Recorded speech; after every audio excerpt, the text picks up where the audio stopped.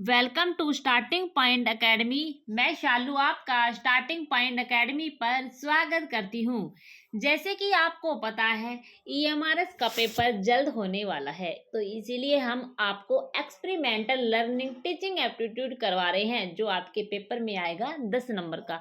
तो हम आपको लगातार टीचिंग एप्टीट्यूड के क्वेश्चन प्रोवाइड करा रहे हैं, जो मोस्ट इम्पोर्टेंट क्वेश्चन है और आपके पेपर में काफ़ी हद तक हेल्प करेंगे। तो वीडियो को जरूर देखें और हम ऐसे ही क्वेश्चन लेके आ रहे हैं आपके लिए, जो आपके पेपर में बिल्कुल हेल्पफुल होंगे।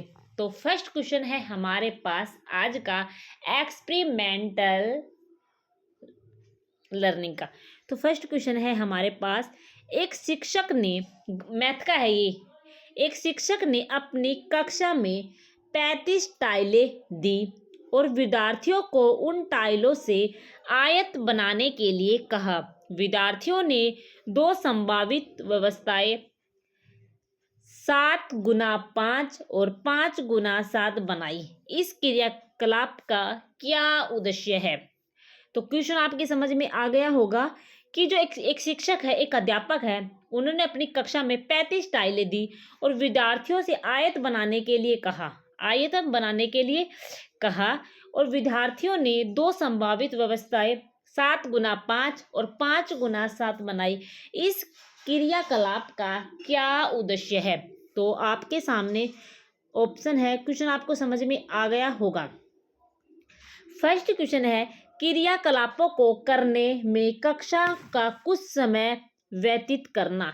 कि आपको ऑप्शन से पता लग गया होगा कि ये पॉइंट नेगेटिव है या पॉजिटिव है, और इन ऑप्शन के आधार पर अगर आप पेपर सोल्व कर रहे हैं तो आपको पॉजिटिव पॉइंट के हिसाब से ही क्वेश्चन करना होगा। एक बात दिमाग में रखना, ठीक है। तो क्रियाकलापों को करने में कक्षा का कुछ समय व्यतीत करना, क्या एक अध्यापक का यही कर्तव्य रहता है कि वो अपनी कक्षा में किसी बच्चे को किसी कार्य में लगा दे? व्यतीत करना मतलब टाइम वेस्ट करना, व्यतीत करना, बिता रहा है वो टाइम, ठीक है। तो ये हमारे पास नेगेटिव पॉइंट हो चुका है, और नेगेटिव पॉइंट है तो इसीलिए ऑप्शन क्या हो गया? कट हो गया, ठीक है। ये आंसर नहीं होगा। चलते हैं नेक्स्ट क्वेश्चन के तरफ।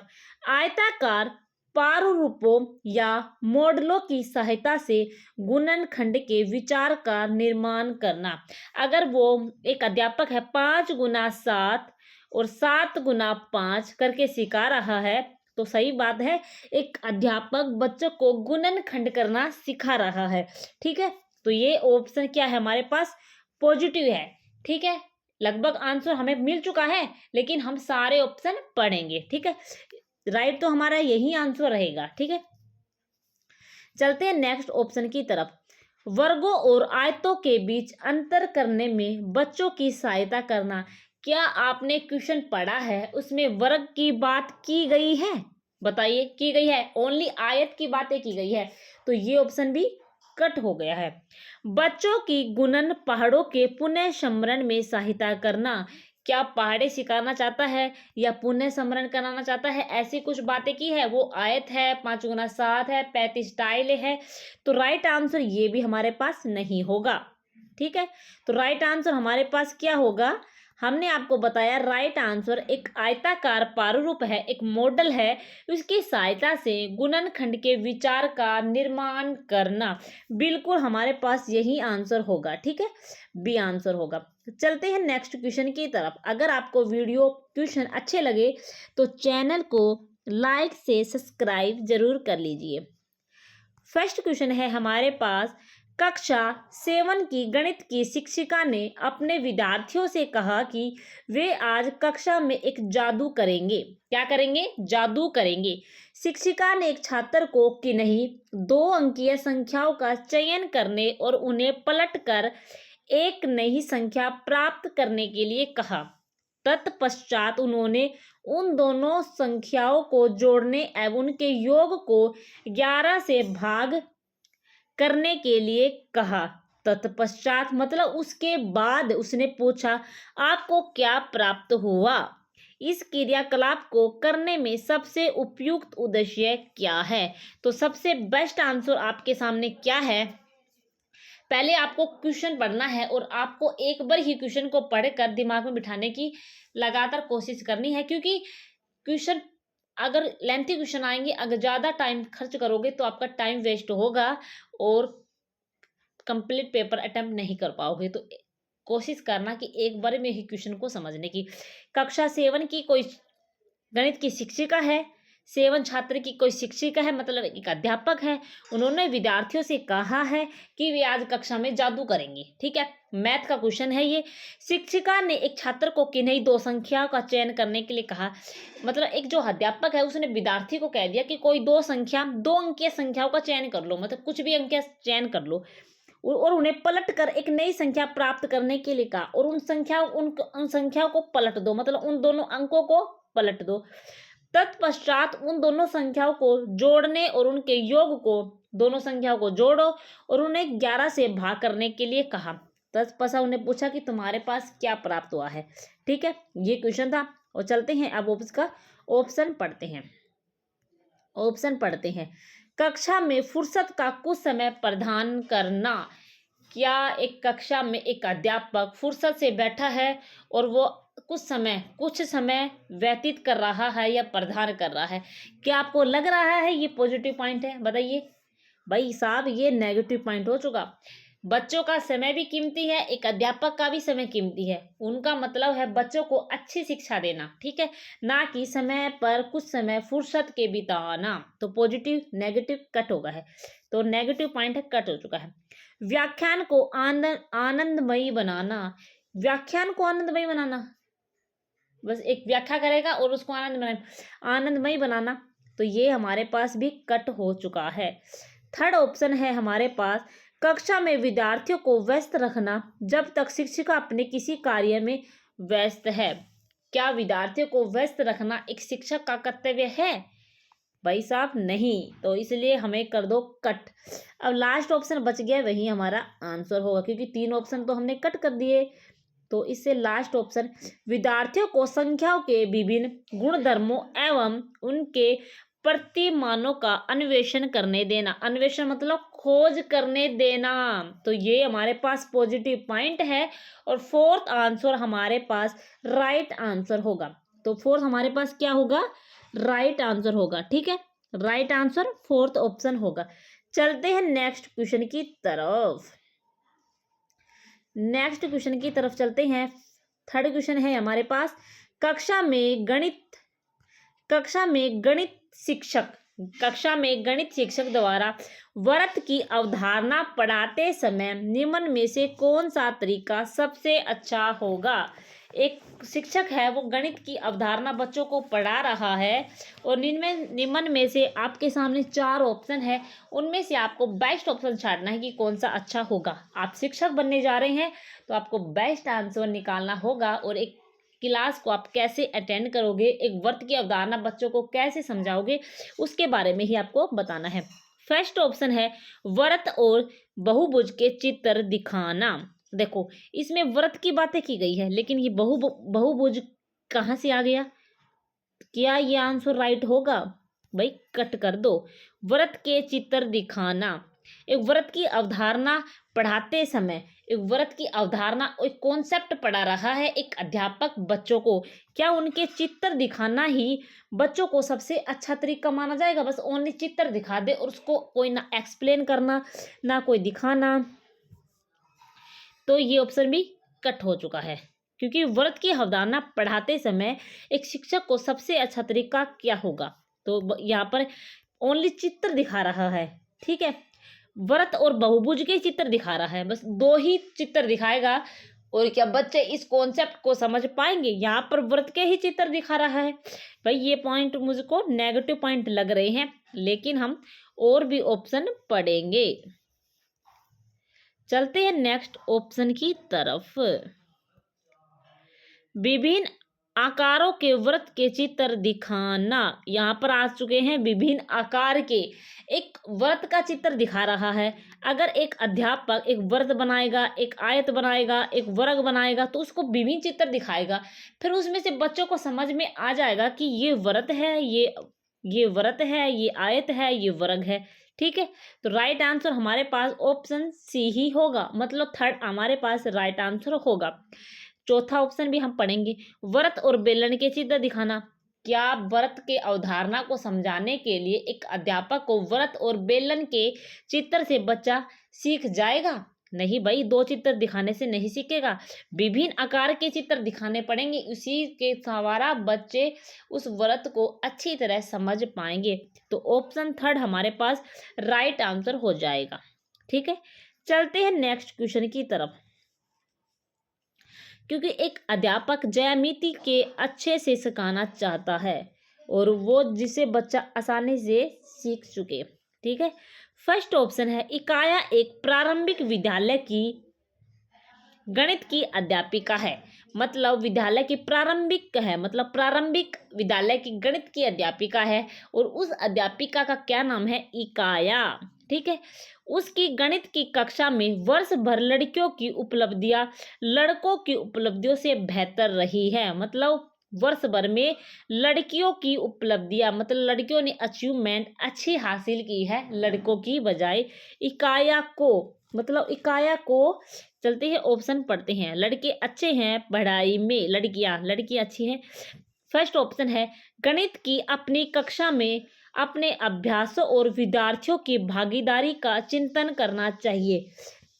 गणित की अपनी कक्षा में, इकाया को अपनी कक्षा में अपने अभ्यास, अपनी प्रैक्टिस के द्वारा विद्यार्थियों की भागीदारी, मतलब विद्यार्थी किस में पार्टिसिपेट अच्छा कर रहे हैं, किस में नहीं कर रहे हैं, क्या चीज़ें कमी छोड़ रहे हैं उस पर चिंतन करना चाहिए। क्या ये पॉजिटिव पॉइंट है? भाई बिल्कुल पॉजिटिव पॉइंट है। गणित की अपनी कक्षा में अपने अभ्यास करने चाहिए, बच्चों को प्रैक्टिस भी करवानी चाहिए और अपने अभ्यास भी उसमें डालने चाहिए। और विद्यार्थियों की भागीदारी, बच्चे किस सब्जेक्ट में अपनी गणित की कक्षा में कौन से कॉन्सेप्ट में कमज़ोर है, कौन से में अच्छे हैं, और उसमें चिंतन करना चाहिए। तो बिल्कुल पॉजिटिव पॉइंट है, टिक लगाओ यहाँ पर। ठीक है, पॉजिटिव पॉइंट मिल चुका है। सेकंड ऑप्शन है अपनी कक्षा के दोनों समूह की उपलब्धियों से संतुष्ट होना चाहिए। दोनों समूह की बातें कहाँ गई है? समूह की बातें की गई है, एक लड़के हैं एक लड़कियां हैं। क्या लड़के और लड़कियों के समूह हमें अलग से बांट देने चाहिए? क्या ये बात पॉजिटिव है? तो भाई नहीं, इसको ऑप्शन को कट कर दो और हमारे पास राइट आंसर ऑप्शन फर्स्ट ही होगा। राइट आंसर क्या होगा? फर्स्ट ही होगा। लेकिन हम सारे ऑप्शन को एक्सप्लेन आपके सामने करेंगे। परवाह नहीं करनी चाहिए। क्या हमें कोई से भी लड़के और लड़कियों की परवाह ही नहीं करनी चाहिए? क्योंकि गणित में लड़कों से लड़कियों का बेहतर प्रदर्शन उनका प्राकृतिक नैसर्गिक गुण है। क्या हमें लड़कों और लड़कियों में भेदभाव करना चाहिए? क्या छोड़ देना चाहिए, परवाह नहीं करनी चाहिए? ये तो वैसे ही नेगेटिव पॉइंट हो चुका है और नेगेटिव पॉइंट होने की वजह से हमने इस ऑप्शन को कट कर दिया है। चलते हैं नेक्स्ट पॉइंट की तरफ। अपनी कक्षा के लड़कों को अधिक प्रश्नों का अभ्यास करवाना चाहिए। लड़कियां किसी अचीवमेंट में, उपलब्धि में हासिल अच्छा कर रही है लड़कियां, क्या बस लड़कों को ही अभ्यास करवाना चाहिए? क्या ये बातें सत्य है? बताइए। नहीं। तो इसीलिए ये ऑप्शन भी कट हो चुका है। तो इसीलिए हमारा राइट आंसर ऑप्शन क्या होगा? हमारा राइट आंसर फर्स्ट ऑप्शन बिल्कुल राइट होगा। चलते हैं नेक्स्ट क्वेश्चन की तरफ। क्वेश्चन है हमारा 5। आई होप आपको ये क्वेश्चन अच्छे लग रहे होंगे और आपके एग्जाम में ऐसे ही क्वेश्चन आएंगे। 5 क्वेश्चन है, मतलब 5वां क्वेश्चन है। गणित की एक कक्षा में शिक्षण अधिगम प्रणालियों के रूप में चर्चा। गणित की कोई कक्षा है, शिक्षण अधिगम प्रणालियों के रूप में हम चर्चा करेंगे। क्या बातें सत्य है? फर्स्ट ऑप्शन है न्यूनतम होनी चाहिए। एक कक्षा में शिक्षण अधिगम प्रणाली के रूप में चर्चा न्यूनतम होनी चाहिए। क्या न्यूनतम कम से कम होनी चाहिए? प्रश्नों को हल करने पर ध्यान अधिक केंद्रित होना चाहिए। भाई चर्चा न्यूनतम होनी चाहिए, प्रश्नों को हल करने में ध्यान अधिक होना चाहिए। क्या हम प्रश्न का ही हल करेंगे और चर्चा नहीं करेंगे या न्यूनतम करेंगे? क्या ये बात आपको पॉजिटिव लग रही है? भाई मुझे तो नहीं लग रही। मुझे नहीं लग रही तो हम इसको कट कर देते हैं। ठीक है, चलते हैं नेक्स्ट ऑप्शन की तरफ। दैनिक जीवन के संदर्भों को गणित कक्षा में से जोड़े जानने के लिए उपयोग की जानी चाहिए। तो राइट आंसर ऑप्शन बी ही होगा। राइट आंसर ऑप्शन डी ही होगा। इससे अच्छा पॉइंट हमें नहीं मिल सकता, क्योंकि दैनिक जीवन में गणित कक्षा में जोड़ रहे हैं, उपयोग की जानी चाहिए। तो ऑप्शन बी पॉइंट हमारे पास राइट हो जाएगा। आप पढ़ते हैं तीसरा ऑप्शन, वर्जनीय होनी चाहिए, गणित पाठ्यचर्या में चर्चा का कोई स्थान नहीं है। ये तो बहुत ही नेगेटिव पॉइंट है, कट कर दो। तो हमारा राइट आंसर क्या होगा? 2 ही होगा। ये हमारे पास राइट आंसर हो जाएगा। ठीक है, चलते हैं नेक्स्ट। अन्यथा उबाऊ गणित कक्षा में मनोरंजन का माध्यम है। भाई ये कट कर दियो। क्या गणित मनोरंजन का ही माध्यम है? उबाऊ है, कट कर दो। राइट आंसर हमारे पास क्या होगा? ऑप्शन सेकंड ही हमारे पास राइट आंसर होगा।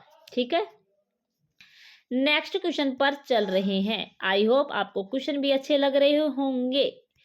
नेक्स्ट है हमारे पास 6th क्वेश्चन है आपके सामने। बच्चे के वातावरण में उन चीजों पर कक्षा में चर्चा शुरू करें। बच्चे के वातावरण में उन चीजों पर चर्चा शुरू करें जो लुढ़कती और फिसलती है। बच्चों को उनकी आकृतियों को देखने में मदद करें। देखें कि कुछ चीजें कैसे लुढ़कती है और कैसे लुढ़कती है। स्रोत गणित जादू, स्रोत है हमारे पास गणित जादू।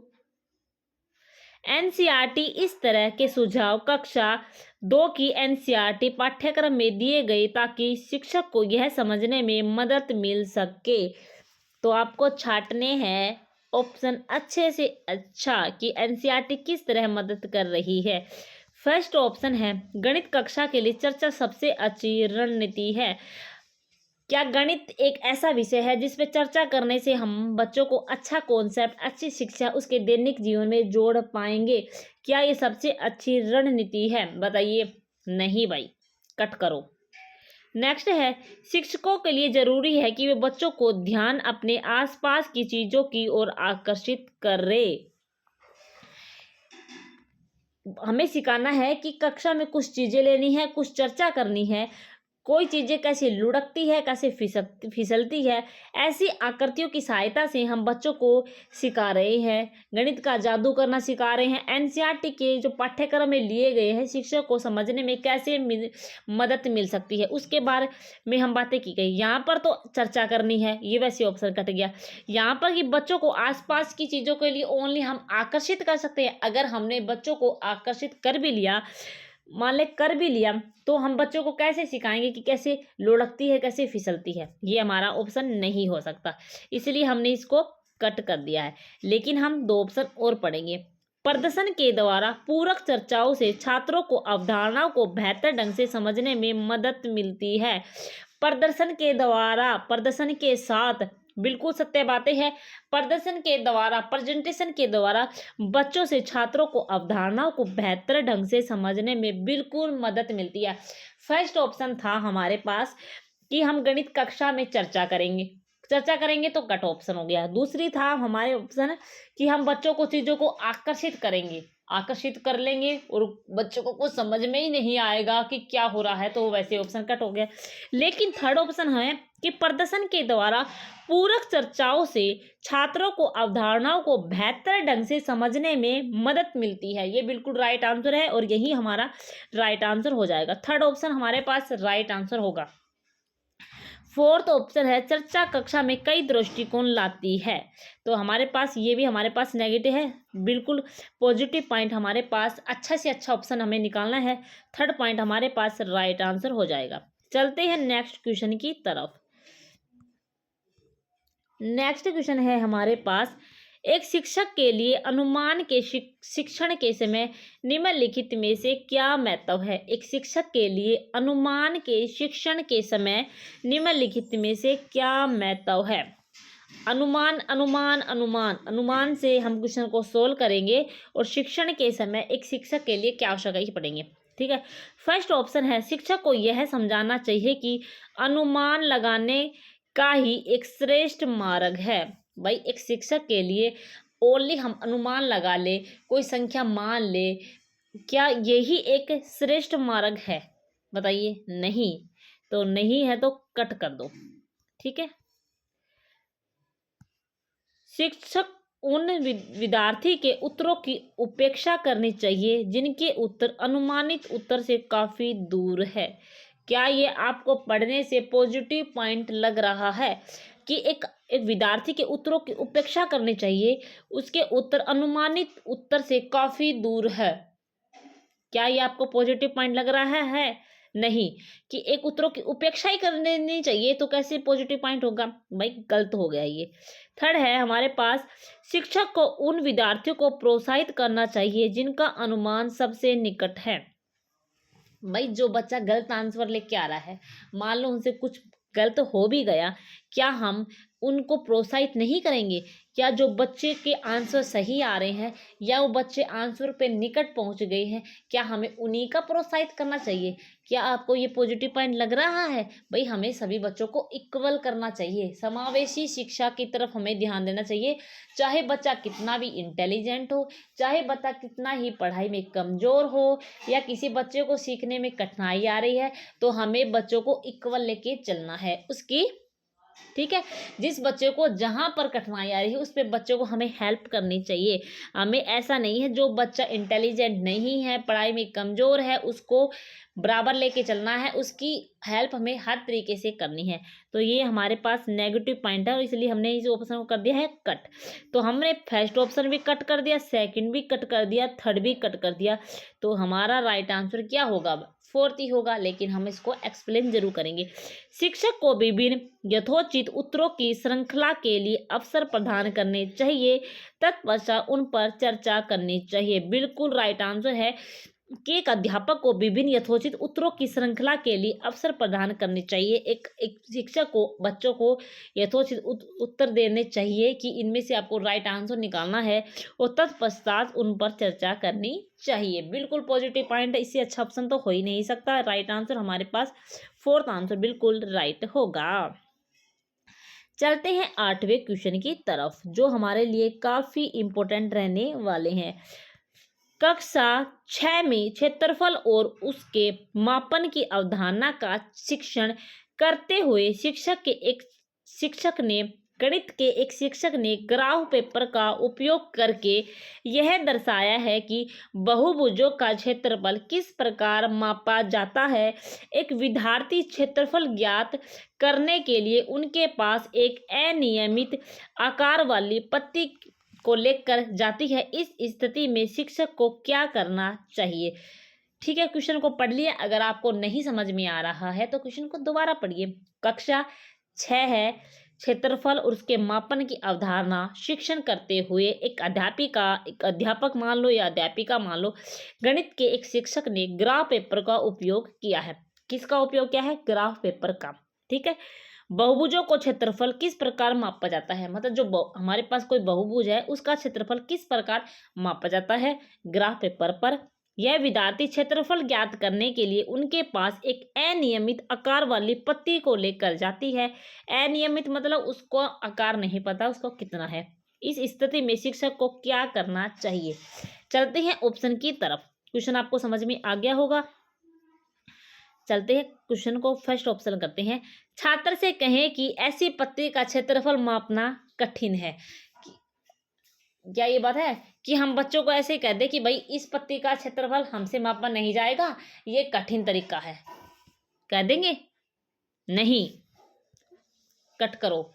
ऑप्शन नेगेटिव है, नहीं कहेंगे। किसी भी तरह कोई भी आकार हो, बच्चों को उसके बारे में हम जरूर समझाएंगे कि इसका आकार कितना है, इसका आकार आपको कैसे मापना है, कौन सा फॉर्मूला लगाना है, कौन सा कॉन्सेप्ट आपको लगाना है। तो हर तरीके से हम बच्चों की हेल्प करेंगे। तो ये हमारे पास नेगेटिव पॉइंट है, कट चुका है। सेकंड ऑप्शन है हमारे पास, छात्र के अन्य विद्यार्थियों को सम्मिलित कर छात्र को प्रोत्साहित करे। भाई पॉजिटिव पॉइंट आ रहा है, प्रोत्साहित करे कि कक्षा के अन्य विद्यार्थियों को भी सम्मिलित कर ले और प्रोत्साहित करे। इसमें ये कहा गया है, सही है। पत्ती का क्षेत्रफल ज्ञात करने के विभिन्न तरीकों को ज्ञात करने में उनकी सहायता करे। बिल्कुल पॉजिटिव पॉइंट है। मुझे नहीं लगता अगले वाले ऑप्शन में इससे अच्छा पॉइंट आपको मिल जाएगा। तो यही हमारा पास राइट आंसर होगा।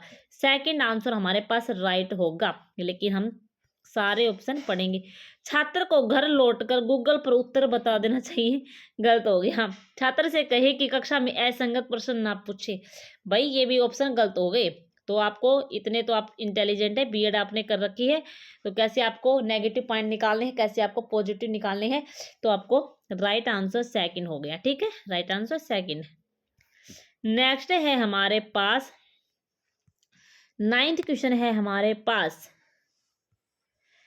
समय की अवधारणा का परिचय कराते हुए एक शिक्षिका 2:45 तथा 3:15 जैसे शब्द एक साथ प्रयोग करती है, उसका उद्देश्य क्या है? 2:45 का उपयोग कर रही है और 3:15 का उपयोग कर रही है। एक शिक्षिका का उद्देश्य क्या है? इसमें ये पूछा गया है, उसका उद्देश्य क्या है?